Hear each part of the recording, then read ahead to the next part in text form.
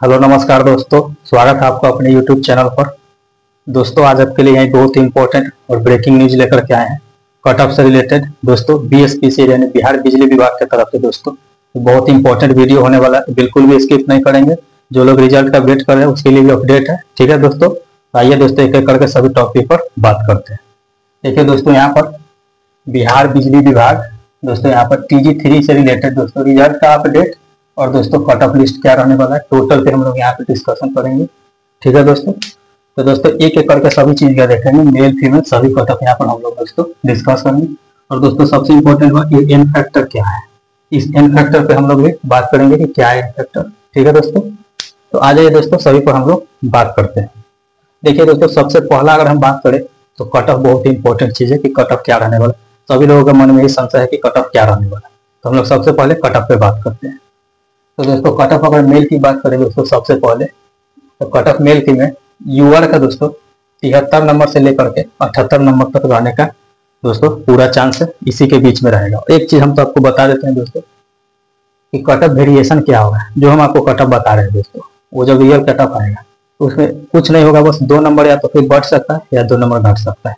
इससे ज्यादा दोस्तों वेरिएशन देखने को आपको नहीं मिलेगा, ठीक है। इसलिए हम लिख दिए भी हैं यहाँ पर कि कट ऑफ वेरिएशन आपको प्लस माइनस 2 मार्क्स आपको लेके चलना है। इस वक्त ऐसा नहीं बोले कि 2 नंबर बढ़ गया, आप बोले थे इतना, ऐसा नहीं है। हम बोल दिए कि 2 नंबर बढ़ सकता है, 2 नंबर घट सकता है, लेकिन इसी के रेंज में फॉल करेगा, ठीक है दोस्तों। तो चलिए हम लोग शुरू करते हैं। यहाँ पे आ जाइए दोस्तों, अगर आप यूआर कैटेगरी से बिलोंग करते हैं तो दोस्तों 73 से लेकर के 78 नंबर आपका कट ऑफ रहेगा, ठीक है। अगर आप EWS कैटेगरी से बिलोंग करते हैं तो आपको 68 नंबर से लेकर के और 72 नंबर तक आपका कट ऑफ रहने वाला है। अगर आप BC से करते हैं दोस्तों तो BC में दोस्तों आपको 68 से लेकर 70 के बीच में आपको देखने को मिलेगा कट ऑफ, ठीक है। वही अगर बात करें दोस्तों EBC का, तो EBC कैटेगरी में दोस्तों आपको 65 नंबर से लेकर के और 71 नंबर के बीच में आपको कट ऑफ देखने को मिलेगा, ठीक है। उसके बाद बात करें यहाँ पर दोस्तों, तो यहाँ पर SC कैटेगरी के, तो SC कैटेगरी में आपको 60 नंबर से लेकर के और 65 नंबर के बीच में आपको कट ऑफ देखने को मिलेगा। उसके बाद आगे आ जाइए, यहाँ पे ST कैटेगरी में बात करें तो 55 नंबर से लेकर के और दोस्तों 60 नंबर तक आपको कट ऑफ देखने को मिलेगा, ठीक है। ये तो हो गया दोस्तों मेल के बाद। और फीमेल का क्या होना चाहिए, फीमेल का दोस्तों यहाँ जब यूआर की हम बात कर रहे हैं, यहाँ पे जब हम यूआर की बात करेंगे तो इसी में अदर स्टेट भी इंक्लूड होते हैं जो दूसरे स्टेट से फॉर्म भरे हैं, क्योंकि वो भी यूआर में ही गिने जाते हैं। यहाँ पे भी आ जाइए दोस्तों, फीमेल की बात कर लेते हैं दोस्तों। तो फीमेल में दोस्तों वही यूआर में दोस्तों अदर स्टेट भी गिना जाएगा, ठीक है। अदर स्टेट के लिए भी यही हो जाता है। तो यहाँ देखिए अगर आप यूआर फीमेल से बिलोंग कर रहे हैं तो आपका कट ऑफ दोस्तों 65 से लेकर 70 के बीच में रहने का पूरा चांस है, 2 नंबर इधर उधर लेकर चलना है। उसके बाद आ जाइए EWS कैटेगरी में दोस्तों, अगर आप EWS कैटेगरी से बिलोंग करते हैं दोस्तों तो आपका कट ऑफ 60 से लेकर के 65 के बीच में, मतलब कि EWS कैटेगरी गर्ल्स के लिए है, ठीक है। उसके बाद यहाँ आ जाइए BC गर्ल्स के लिए, तो 63 से लेकर के दोस्तों और 67 के बीच में रहने का पूरा दोस्तों चांस है, यही कट ऑफ रहने वाला। आगे आ जाइए EBC गर्ल्स के लिए दोस्तों, EBC गर्ल्स के लिए यहाँ देखिएगा तो 55 से लेकर के 60 नंबर तक आपका कट ऑफ रहने वाला है। उसके बाद बात करिए SC कैटेगरी में, SC कैटेगरी में दोस्तों यहाँ पर आपको 50 नंबर से लेकर के और 55 नंबर तक आपका कट ऑफ रहने वाला है, ठीक है।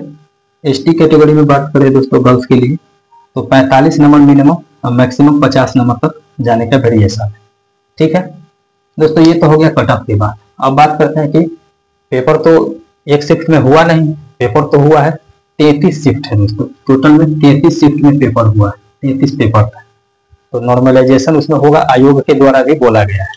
तो किसका कितना होगा, मान के चले कोई हार्ड में है कोई इजी में है, तो किसका कितना नॉर्मलाइजेशन। पेपर दोस्तों 3 कैटेगरी में बटा हुआ था, एक था इजी, एक था दोस्तों मॉडरेट, ठीक है, एक था दोस्तों मॉडरेट और एक था हार्ड। इस प्रकार से दोस्तों ये 3 कैटेगरी में बटा हुआ था। अब हम बात करेंगे कि किसी को इजी पेपर मिल गया तो वो तो आराम से 100 में से दोस्तों 75 नंबर 80 नंबर इस प्रकार से भी उठाए हैं बहुत सारे बच्चे। लेकिन किसी को हार्ड मिल गया, पढ़ा तो वो भी था लेकिन हार्ड पेपर होने के कारण उसका नंबर कम आ गया, उसको 60 नंबर आ गया। लेकिन उसको आना चाहिए था कम से कम 70 प्लस में 75 आना चाहिए था, लेकिन उसका कम आया। तो क्या उसका कोई उपाय नहीं है। नॉर्मलाइजेशन दोस्तों इसी एन फैक्टर वही चीज है, नॉर्मलाइजेशन फैक्टर। ठीक है, इसमें क्या होगा कि इजी शिफ्ट वाले का कम बढ़ेगा और जो एकदम हार्ड में उसका ज्यादा बढ़ेगा, मॉडरेट में तो मॉडरेट में बढ़ेगा। किसका कितना बढ़ेगा ये भी हम आपको बताएंगे। ठीक है दोस्तों, तो आप पेपर वाइज दोस्तों देखिए। यहाँ पर अगर आप इजी शिफ्ट में आपका था तो यहाँ पर दोस्तों 0 नंबर से लेकर 2 नंबर, मतलब ये भी हो सकता है 0 नंबर कौन होगा, ये आपका अगर 70 है तो सिर्फ 70 ही रह जाए नॉर्मलाइजेशन के बाद, 1 नंबर भी ना बढ़े। बढ़ने के लिए आपका हो सकता है 70 है 72 हो जाए बढ़ के। ठीक है, 1 नंबर भी ना बढ़े या ज्यादा से ज्यादा 2 नंबर, इससे ज्यादा आपका नहीं बढ़ेगा, क्योंकि इजी शिफ्ट का यहाँ पर नंबर मैटर करता है। उसके बाद आगे आ जाइए यहाँ पर दोस्तों, यहाँ आ जाइए नेक्स्ट में देखते हैं कि अगर आप मॉडरेट में पढ़े तो मॉडरेट में दोस्तों यहाँ पर आपको यहाँ देखिएगा 4 नंबर से लेकर के 6 नंबर, 4 नंबर से लेकर के 6 नंबर तक आपको बढ़ने की उम्मीद है। मतलब मिनिमम आपका जो है ना 4 नंबर तो बढ़ेगा ही बढ़ेगा और मैक्सिमम 6 नंबर तक बढ़ सकता है। ठीक है, इस प्रकार से आपका नॉर्मलाइजेशन मिनिमम 4 नंबर और मैक्सिमम 6 नंबर तक बढ़ने का उम्मीद है। ठीक है, उसके बाद अगर बात करें एकदम हार्ड पेपर में फंस गया तो उसको तो नंबर ज्यादा आएगा तभी तो मेकअप कर पाएगा इजी वाले। तो दोस्तों उसका कितना होगा, तो यहाँ पर देखिए अगर हार्ड पेपर में फंस गया तो उसका 10 नंबर से लेकर 12 नंबर तक दोस्तों बढ़ने का उम्मीद है। एकदम हार्ड पेपर में फंस गया तो मिनिमम आपको 10 नंबर बढ़ेगा और मैक्सिमम 12 नंबर तक बढ़ने का उम्मीद है। अब इस प्रकार से बोलिएगा तो क्या वो कम्पीट इजी वाले से कर पाएगा हार्ड वाला बच्चा? किसी का हार्ड पेपर है क्या वो कम्पीट कर पाएगा? तो जरूर कर पाएगा। देखिए दोस्तों, कोई अगर इजी शिफ्ट वाला बच्चा है वो अगर लेकर के मान के चलिए कि 75 नंबर, ठीक है, उसका 0 नॉर्मलाइजेशन हुआ 75 पे है। कोई हार्ड शिफ्ट वाला बच्चा है उसका 65 नंबर आया था और दोस्तों उसका 10 नंबर नॉर्मलाइजेशन हो गया और उसका हो गया 75। 75 ये भी 75 ये भी, मान के चलिए दोनों 75 कट ऑफ रैंक है और कट ऑफ मार्क्स है। तो क्या दोनों का सिलेक्शन होगा? हाँ दोनों का होगा। इजी वाले ने तो मेहनत किया नंबर लाया, उसका नहीं हुआ तो उसको मेकअप किया गया, उसको वहां तक पहुंचाया गया क्योंकि वो हार्ड शिफ्ट में था। तो सिलेक्शन दोनों का होगा, जो 75 इजी में ला चुका है उसका भी होगा दोस्तों। ठीक है, और जो नॉर्मलाइजेशन करके जा रहा है उसका भी होगा, सिलेक्शन दोनों का होगा। लेकिन हार्ड वाले का नंबर और हार्ड शिफ्ट के कारण सिलेक्शन रुकेगा नहीं, ये कहने का तात्पर्य है। तो ऐसा नहीं है कि उसका 10 नंबर इससे कम है तो इसका नॉर्मलाइजेशन कम होगा ही नहीं और ये दोस्तों नहीं निकलेगा, वो भी निकल सकता है। तो दोस्तों ये था ईएन फैक्टर। ठीक है, अब सबसे इंपॉर्टेंट बात करते हैं जिसका आप इंतजार कर रहे थे इतने देर से, दोस्तों रिजल्ट कब आएगा। सबसे बड़ी बात है कि रिजल्ट कब तक आएगा।